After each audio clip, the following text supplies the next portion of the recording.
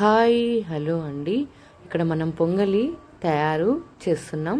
పొంగలి ఏ విధంగా తయారు చేస్తున్నాం ఒకసారి చూడండి.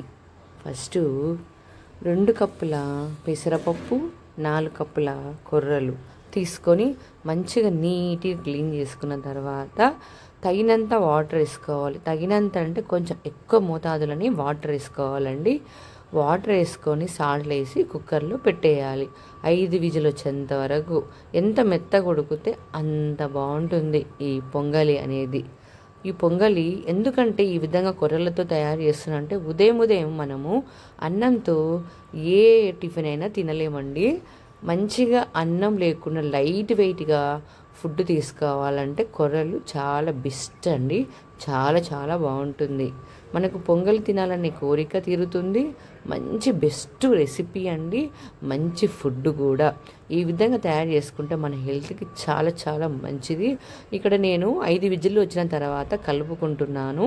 ఇక్కడ వాటర్ సరిపోలేదు. ఒక 4 గ్లాసుల వాటర్ వేసుకొని ఇంకా మెత్తగా ఉడికించిన.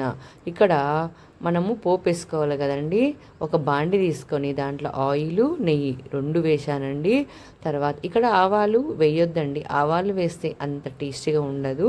ఫస్ట్ మనము పచ్చిమిర్చి చీలికలు, కరివేపాకు, తర్వాత మిరియాలు చాలా ఇంపార్టెంట్ అండి. మిరియాలు మనం ఎక్కువగా మెత్తగా చేసుకోకుండా ఒక్కలు చేసుకొని వేసుకోవాలి. చాలా బాగుంటుంది. కరివేపాకు కూడా చాలా ఇంపార్టెంట్. తర్వాత లాస్ట్కి జీలకర్ర, పసుపు వేసుకున్నాం. చాలా బాగుంటుంది. నెయ్యి అనేది చాలా మోస్ట్ ఇంపార్టెంట్. నెయ్యి అనేది చాలా బెస్ట్. ఎంత బాగుంటుందంటే ఈ నెయ్యి వలనే ఈ పొంగల్కి అంత టేస్ట్ వస్తుంది. నెయ్యి తర్వాత మిరియాలు ఈ 2 మనకు చాలా మంచిగా సువాసన వచ్చి ఆ పొంగలికి అంత టేస్ట్ వస్తుంది అన్నమాట.